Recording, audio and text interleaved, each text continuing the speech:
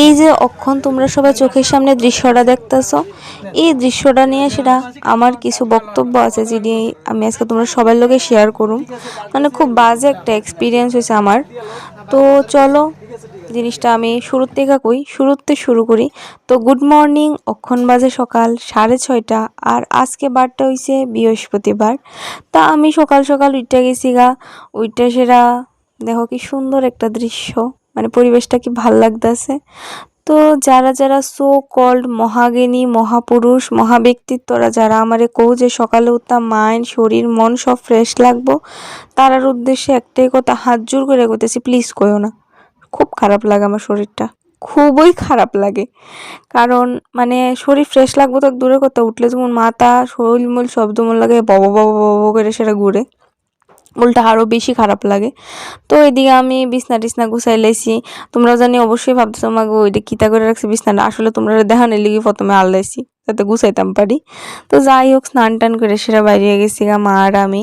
তো হাঁটতাছি আমরা বাড়ির থেকে 2 মিনিট না 1 মিনিট হাঁটতে গিয়ে সেটা গাড়ি তুলতে লাগে। তো এদিকে গাড়ির রাস্তা 2টা আয়া পড়ছি গাড়ির লিগা।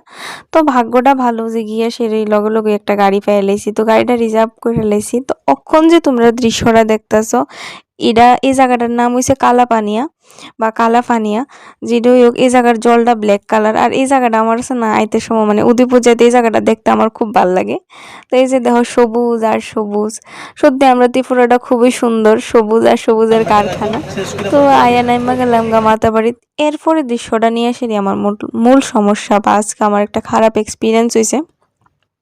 তো তোমরা আশা করি আমার ভিডিওটা দেখে এতক্ষণে বুঝতে লাইছো যে ভিডিওটা আমি বাড়ির থেকে শুরু করছিলাম। তো আমার একটা উদ্দেশ্য আছিল যে যেহেতু মাতার বাড়িটা সুন্দর করছে, ছোট ছোট কিছু ক্লিপ নেবো, একটা ছোট্ট একটা ভিডিও করুম।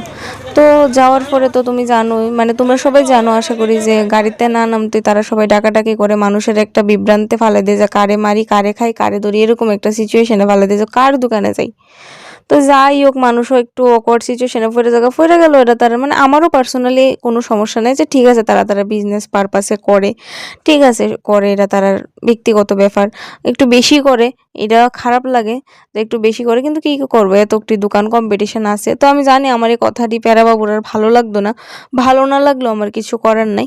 তো ভিডিওটা যে আমি করতেছিলাম যে আমি দোকানে ঢুকে গেছি গা, সাইডের পাশের দোকানের লোকটা কইতাছে যে এই তুমি ভিডিওটা ডিলিট করো।